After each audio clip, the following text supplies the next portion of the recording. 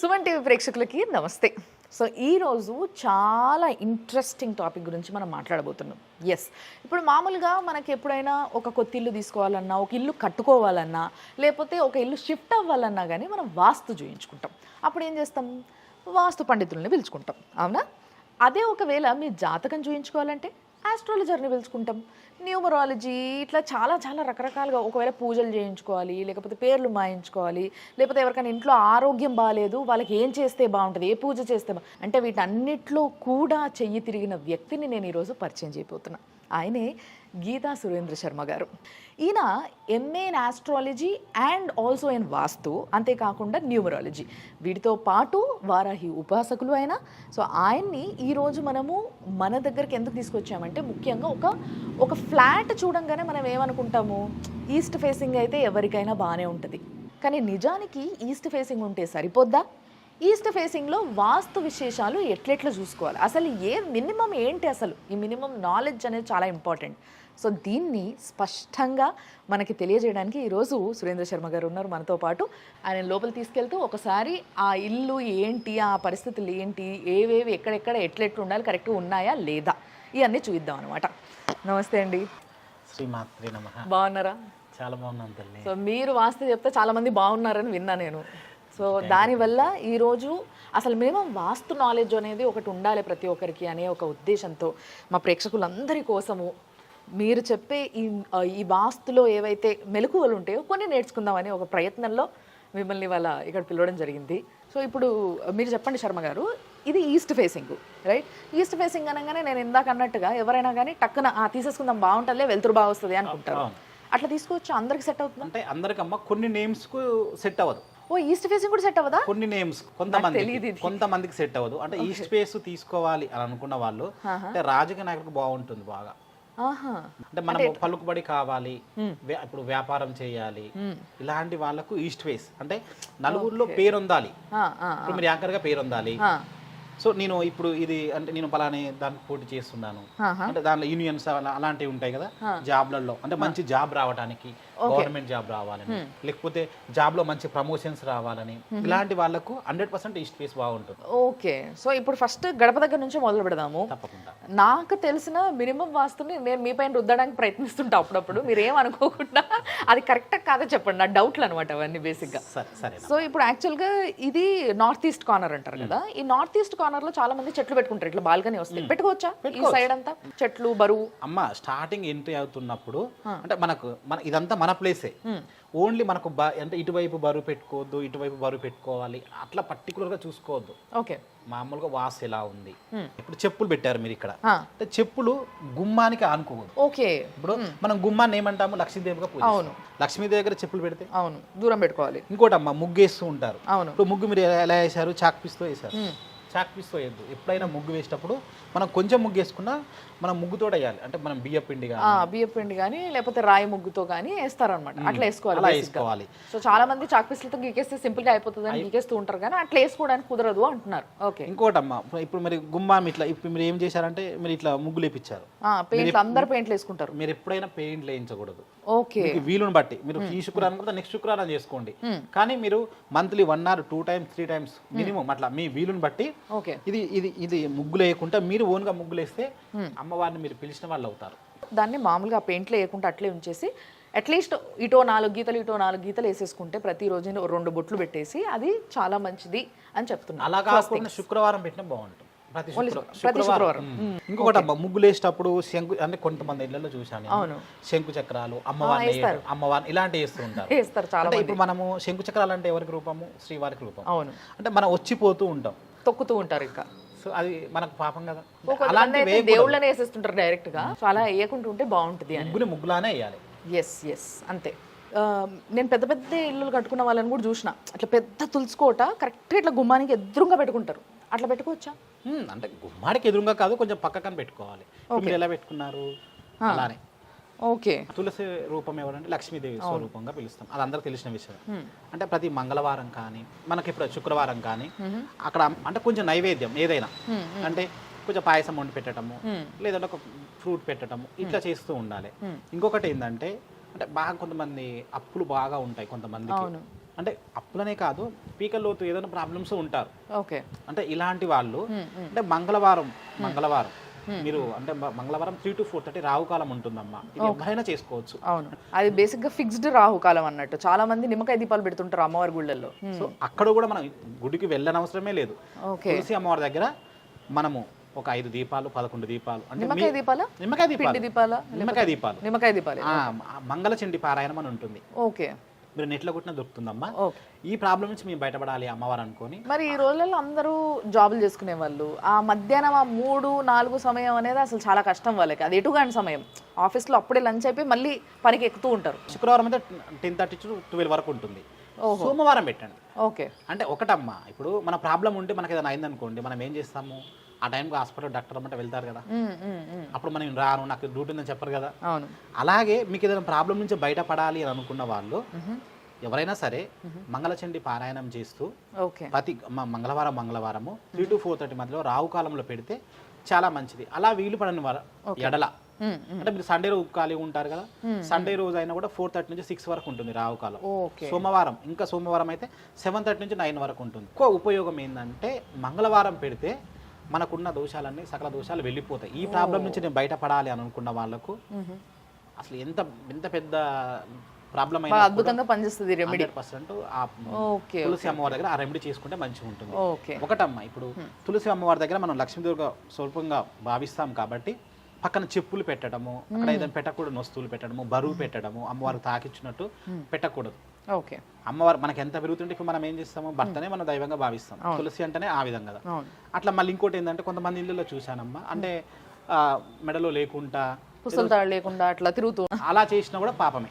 Okay. అలాగా ఏ చేసినా కూడా మనకు మొదటి నుంచి శాస్త్రాలు ఎలా చెప్తున్నాయో మనం చేసిన ఒక 5 minutes 10 minutes అయినా కూడా మంచిగా చేస్తే బాగుంటుంది. తెలియని వాళ్ళు ఎవరైనా ఉంటే మాత్రం ఇలాంటివి పాటించండి. మీకు ఏమైనా కష్టాలు లేకపోతే ఏదైనా తీరని కోరికలు ఉంటే వీటితో పూర్తయిపోతాయి అన్నమాట. సో మనం లోపలికి వెళ్దాం. శ్రీమాత్రే నమః. సో ఈ హాల్ చూసి ఒకసారి ఫస్ట్ ఈ వాస్తు ఓకేనా, కరెక్ట్ అంటారా? బ్రహ్మాండంగా ఉందమ్మా. టీవీ ఉండాల్సిన చోట ఉంది, సోఫా సెట్లు కానీ ఉండాల్సిన చోట ఉన్నాయి. ఓకే, ఇంతవరకు ఓకే. సో సౌత్ వైపు టీవీ ఉంది, ఇటు నార్త్ వైపు కూర్చొని చూస్తూ ఉంటారు. సో ఇదంతా ఓకే అంటున్నారు. మరి దీని తర్వాత నెక్స్ట్ ఈ ముందుకు వస్తే కిచెన్ చూడాలి. ఫస్ట్ కిచెన్ చూడాలంటారా? ఈ డైనింగ్ హాల్ దీంతో సంబంధం లేదంటారా? అంటే మన వీలు బట్టి ఇప్పుడు మీది పెద్దగా ఉంది, కొంతమంది చిన్నగా ఉంటుంది. ఈ హాల్ అయితే మంచిగానే ఉంది, వాస్తు ప్రకారమే ఉంది. ఓకే. సో వీళ్ళు ఇక్కడ కృష్ణుడిని పెట్టుకున్నారు. సో ఇది నార్త్ ఫేసింగ్ పెట్టుకోవచ్చా? దేవుని ఎక్కడైనా పెట్టుకోవచ్చు అంటారా? ఇక్కడ రూపంలోనే ఏం లేదమ్మా. ఓకే. అసలు దేవుని కూడా ఇక్కడ ఉంది కదా. అసలు దేవుడిదేమో ఇక్కడ ఉంది. దేవుని గుడి అంటే కిచెన్ పక్కనే ఉండాలి కాబట్టి దేవుని గుడి కిచెన్ కంటే చిన్నగానే ఉంది, చాలా బ్రహ్మాండంగా ఉంది. ఇంకొకటి వీళ్ళు ఇక్కడ వచ్చేసి ఓపెన్ కిచెన్ పెట్టారు. సో ఇప్పుడు చాలా మందికి ఇది ఫ్యాషన్ అయిపోయింది కదా. బ్రహ్మాండంగా ఉందమ్మా. కిచెన్ విషయం ఏం లేదు, కానీ అక్కడ కుబేర దీపం పెట్టుకోండి. అక్కడ కొంతమంది వీళ్ళు చూడండి యంత్రాలు అవన్నీ పెడుతూ ఉన్నారు. ఇట్లా యంత్రాలు అలాంటివి పెట్టకూడదు. అసలు యంత్రాలని లోపలికి రానివ్వకూడదు, ఎవరింట్లోనైనా సరే. ఓకే. మనకేముంది, మనకు అన్ని దేవుళ్ళు నిత్య పూజలు చేసుకుంటాం.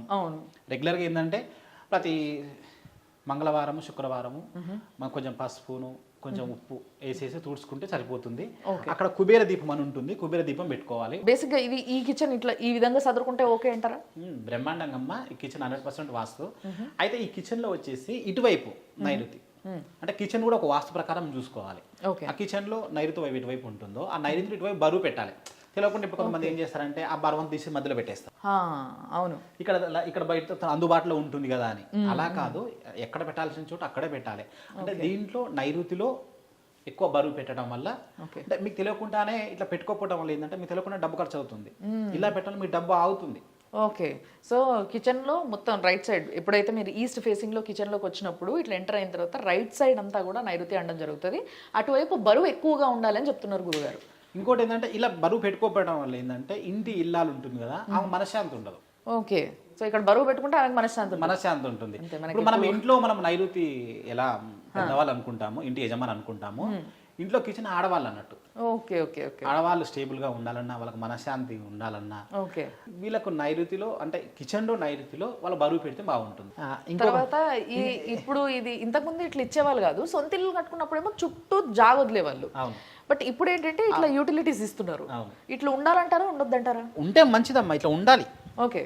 అంటే కిచెన్ లోకి ఇటు నుంచి ఓపెన్ ఉండి గాలి రావాలి. అవును. ఓకే ఈ కిచెన్ వరకు అయితే బ్రహ్మాండంగా ఉంది. Okay okay. సో దీని తర్వాత చూడాల్సింది ఏంటి గురువు?